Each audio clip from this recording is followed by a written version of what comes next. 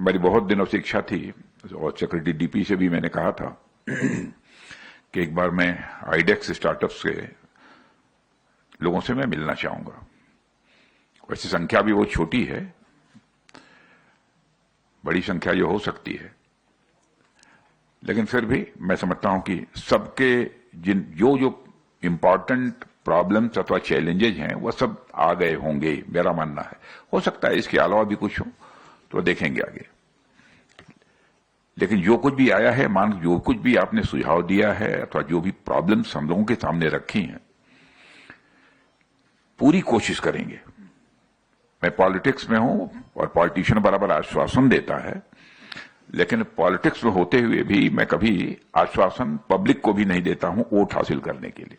कोशिश करेंगे, we will do our best, ताकि जो कुछ भी आपने सुझाव दिए हैं उसके अनुसार हम कुछ कर सकें। जो आपकी प्रॉब्लम्स हैं, जो आपके चैलेंजेज हैं, उनको मीट आउट करने के लिए क्या किया जा सकता है वो हम लोग विचार करेंगे इस पर गंभीर।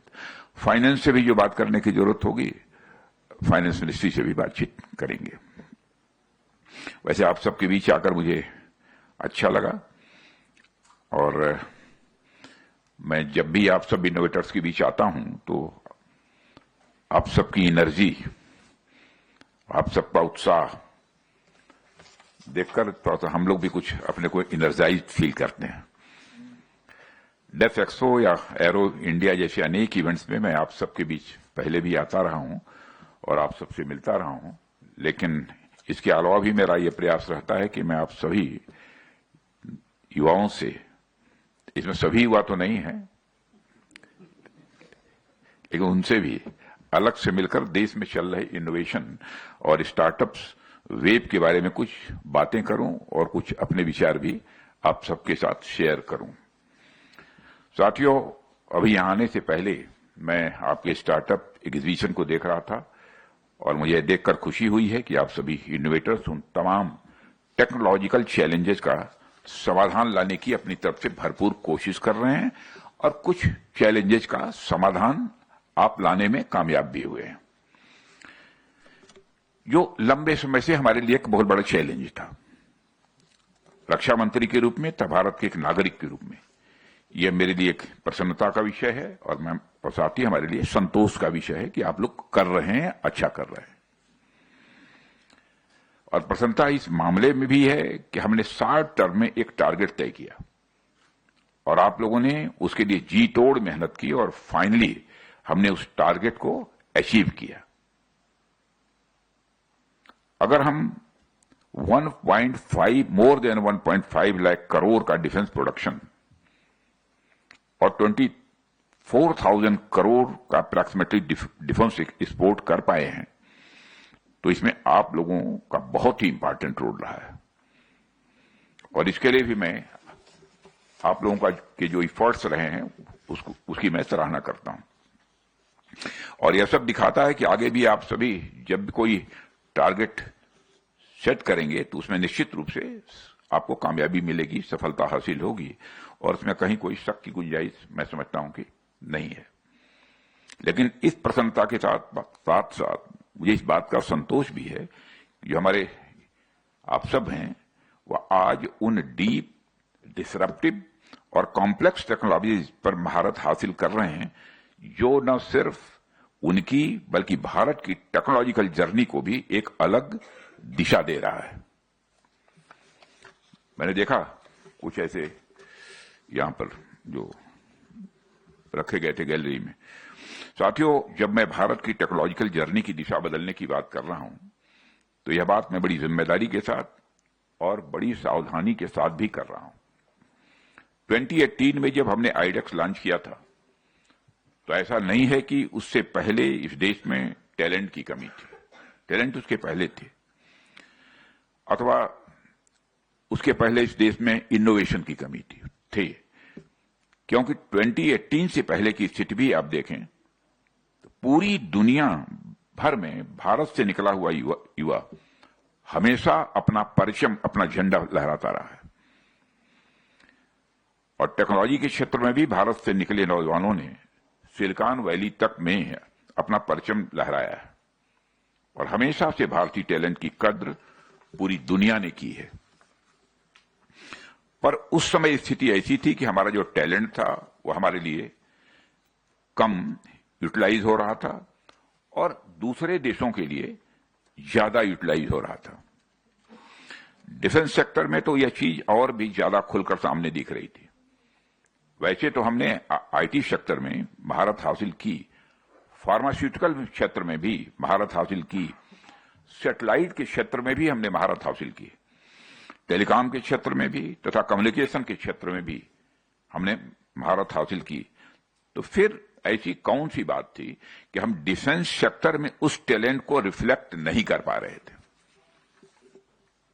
हमने इस बात पर भी विचार किया और उसके बाद हमारे प्रधानमंत्री जी की दूरदर्शी सोच को धरातल पर लाते हुए हमने आईडेक्स जैसे एक नए प्लेटफॉर्म की शुरुआत की, क्योंकि हम लोगों के आने के बाद ही यह शुरू हुआ है। और उसके बाद से ही आप देखेंगे कि डिफेंस टेक्नोलॉजी के डेवलपमेंट में एक तरह की क्रांति का अनुभव यह देश कर पा रहा है और इसने एक ऐसा चेन रिएक्शन शुरू किया है जिसे सच्चे मायने में एक सक्सेस स्टोरी कहा जा सकता है। और इसका अंदाजा इस बात से लगाया जा सकता है कि महज 7 सालों में 650 से भी अधिक आईडेक्स विनर्स डिक्लेयर किए जा चुके हैं। फिगर हमारी सही है लगभग, जिनसे 3000 करोड़ रुपए से भी अधिक के प्रोटोटाइप्स का प्रोक्योरमेंट इंश्योर किया जा चुका है।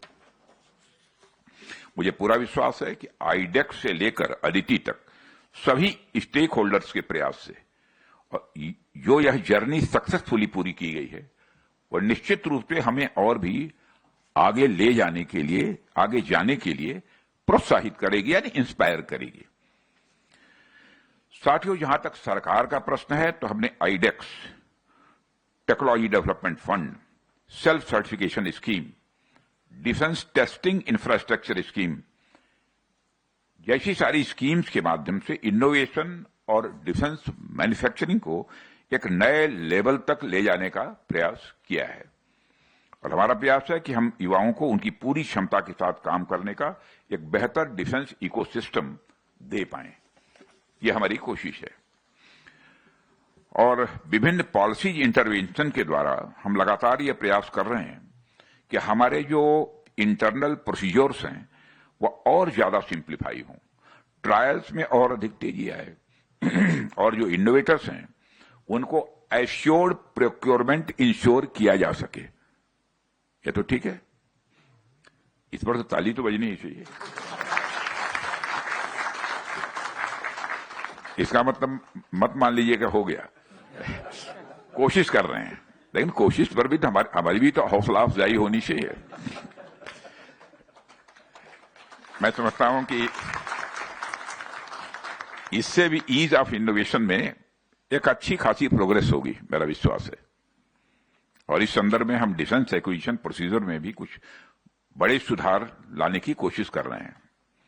और इसके साथ ही सरकार ने डिफेंस प्रोक्योरमेंट मैनुअल में बदलाव करते हुए डीपीएम 2025 लॉन्च किया है। और इसमें एक अभूतपूर्व कदम उठाते हुए सरकार ने 5 साल के लिए एश्योर्ड ऑर्डर्स का भी प्रोविजन किया है, जो और 5 साल के लिए एक्सटेंड किया जा सकता है।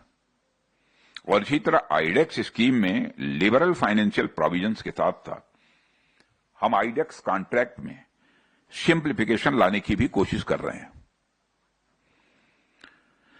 साथियों, भारत सरकार मॉडर्न वारफेयर की बदलती प्रणालियों के प्रति भी पूरी तरह से सजग है। आज का युद्ध पूरी तरह से टेक्नोलॉजी ओरिएंटेड हो गया है, सभी जानते हैं। ऑपरेशन सिंदूर में भी इसका डेमो हम सब ने देखा है।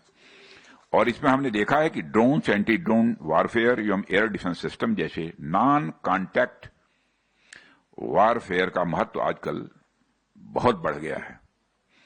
और ऐसे में आपकी चुनौतियां और आपकी रिस्पांसिबिलिटी स्वाभाविक रूप से दोनों ये बढ़ती जा रही हैं।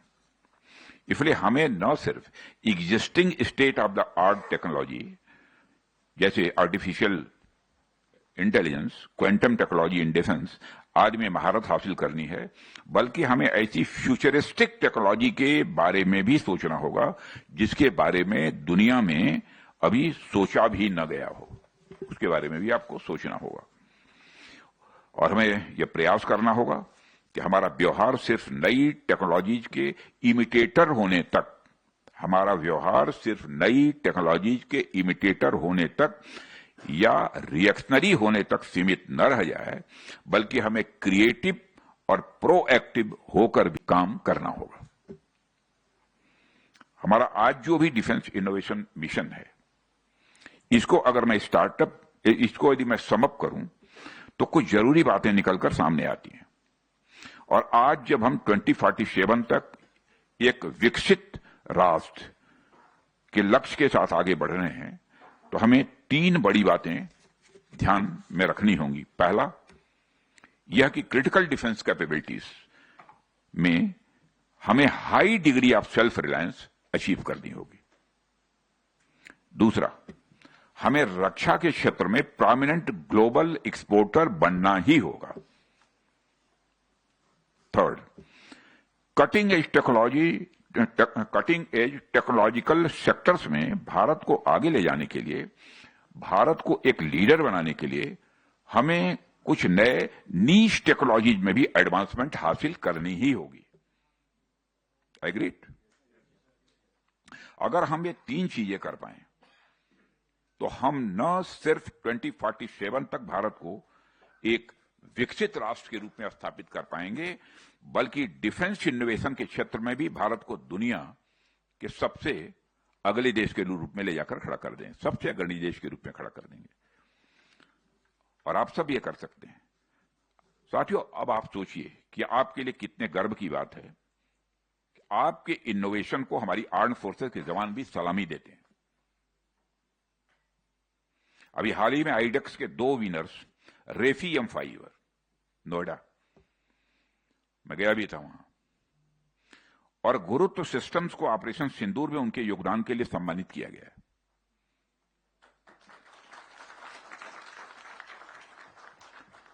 और इसके अलावा यह भी देखने को मिल रहा है कि आपकी इनोवेशन अब से भारत तक सीमित नहीं रही है। मुझे बताया गया है कि दुबई एयर शो 2025 में भारत के कई स्टार्टअप्स अपनी गेम चेंजिंग टेक्नोलॉजीज का एग्जीबिशन करने जा रहे हैं। मैं भी जाने वाला हूं उसमें। और आप सब जितना आगे बढ़ रहे हैं, सरकार उससे भी कहीं आगे बढ़कर आपका सहयोग तैयार करने के लिए आपके साथ खड़ी है।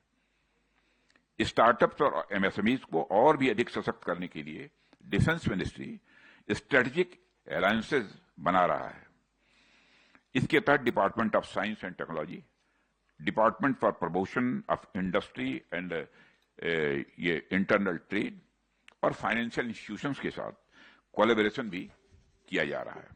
हमारा उद्देश्य साथियों बिल्कुल स्पष्ट है, साफ है कि हमें एक ऐसा इकोसिस्टम हमको बनाना है जहां डिफेंस इनोवेशन सिर्फ आइडिया तक सीमित न रहे, बल्कि प्रोटोटाइप से लेकर प्रोडक्शन तक पहुंच जाए। कोशिश हमारी यह है। और इसके लिए पिछले 10 वर्षों में सरकार ने आत्मनिर्भर भारत के तहत कई पॉलिसी इनिशिएटिव्स भी लिए हैं, आपको जानकारी है, ताकि देश में डिफेंस इक्विपमेंट का इंडिजिनस डिजाइन, डेवलपमेंट और मैन्युफैक्चरिंग को प्रोत्साहित किया जा सके। इन इनिशिएटिव्स के तहत अब कैपिटल आइटम्स की प्रोक्योरमेंट में डोमेस्टिक सोर्सेस को हाईएस्ट प्रायोरिटी भी दी जा रही है। और इसका एक डाटा मैं आप सबसे साझा करना चाहूंगा। 21-22 डोमेस्टिक सोर्सेस से हमारा जो कैपिटल एक्विजिशन होता था उस समय वो 74,000 करोड़ के आसपास का था, लेकिन 2024-25 के अंत तक डोमेस्टिक सोर्सेस से किया जाने वाला कैपिटल एक्विजिशन बढ़कर अप्रॉक्सीमेटली 1,20,000 करोड़ रुपए तक पहुंच गया है।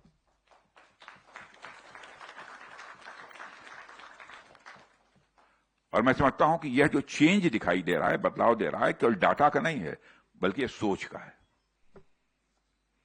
और भारत सरकार की पब्लिक प्रोक्योरमेंट पॉलिसी के तहत हमने यह भी इंश्योर किया है कि मिनिस्ट्री ऑफ डिफेंस की एनुअल प्रोक्योरमेंट में कम से कम 25% खरीद माइक्रो एंड स्मॉल इंटरप्राइजेस से ही की जाए।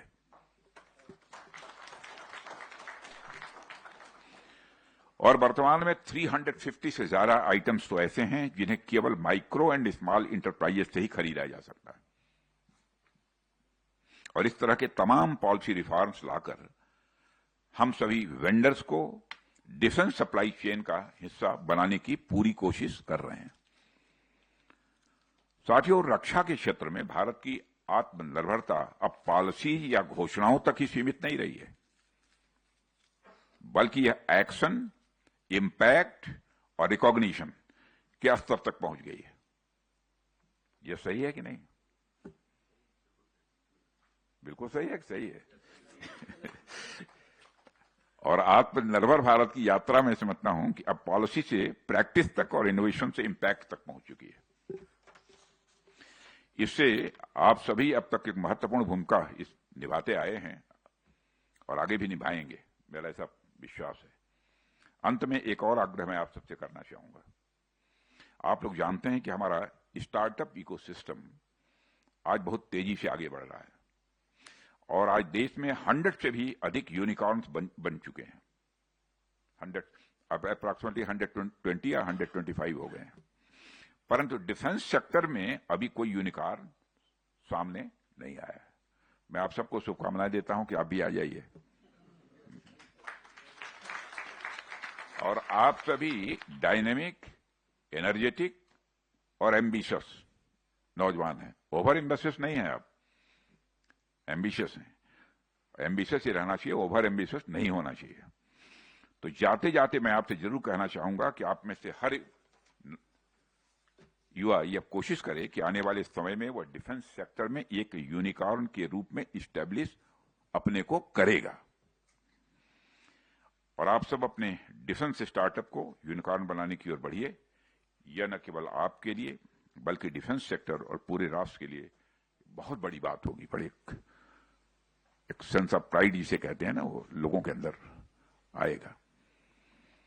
और आप सभी जितना आगे बढ़ेंगे उतना ही मैं समझता हूं कि आपका भी विकास होगा और देश का भी विकास होगा। ऐसा नहीं केवल देश का ही विकास होगा, आपका भी विकास होगा। और आप सब आगे बढ़िए, धन भी कमाइए, नाम भी कमाइए। मेरी शुभकामनाएं आप सभी के साथ हैं।